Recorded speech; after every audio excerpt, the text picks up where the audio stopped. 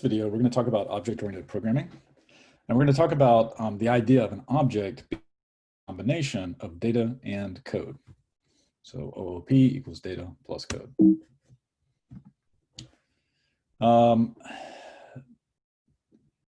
So the idea of object-oriented programming is, rather than having a description of data and a description of code that's separate without a clear link between them, we want to have a syntactic structure in our programs that links the data directly to the code.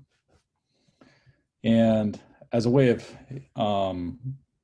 explaining this, let's first see how this might look in a C program that doesn't have object-oriented programming, and then we will look at it in a C++ program that does explicitly support object-oriented programming. So let's say that in a C program, I wanted a struct to represent a rectangle. Well, then I might declare this struct that I'm showing you here on the slide called rectangle that has a field length and a field width. And just to keep it simple, I made them integers, though you could imagine them being doubles or floats or something else. And then if I wanted to calculate the area of that rectangle, I could define another function called area that takes a length and a width as an argument and then returns their product. Now looking at this struct and this function, a question to ask would be, does this area function have anything to do with the rectangle or not? Actually, that area calculation could apply to any kind of rectangle or square or any variety of different types of shapes. And it's not obvious that that function was meant to go with that rectangle, except for maybe in the comment where it says define a function for calculating the area of a rectangle.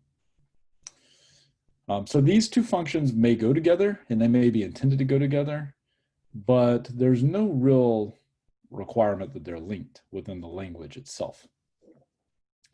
However, now that we look at the same thing in C++, we're going to see a more definite linkage. So in C++, when we want to create an object, we're going to use the class keyword.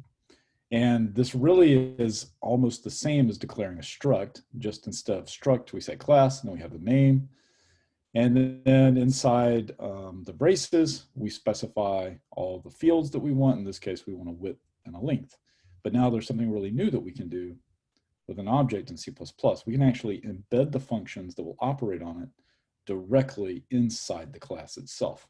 And now we know not only that area is part of rectangle, it can only be used as part of a rectangle because now it's part of rectangle.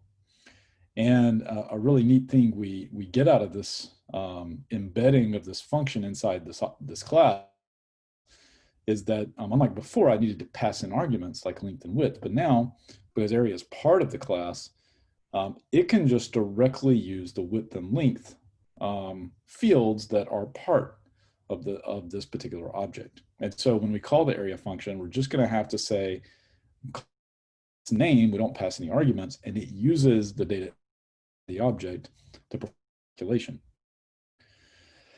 So that's pretty cool. So an example of how we would use this class that we've declared at the top of this C++ program is down here in main. Now, I can just declare a variable. This is also called an instance of the class, an instance of class rectangle. And we call it R. And then I can set the width to be 5 and the length to be 10.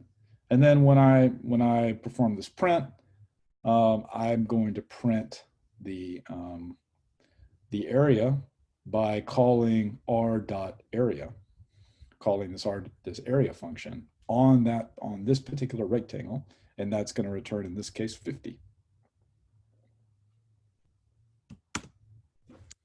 So classes are how we implement objects.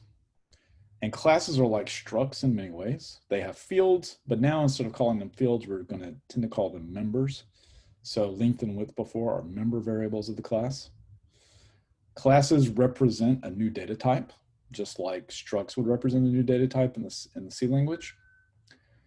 But C++ classes have a richer syntax than C structs do, because they can have member functions, or sometimes called member methods, that use the fields, the members in the class, the data members in the class, to perform a calculation.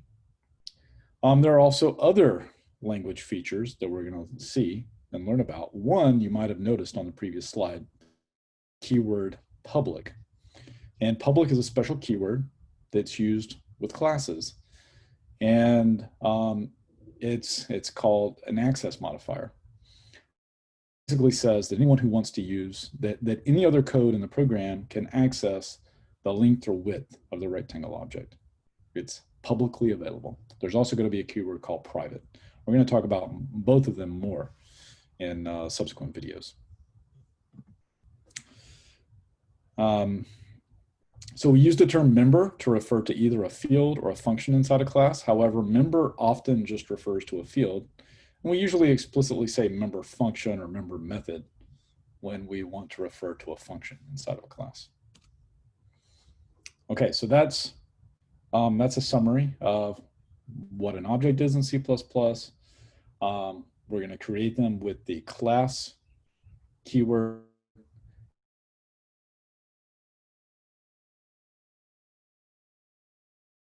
data.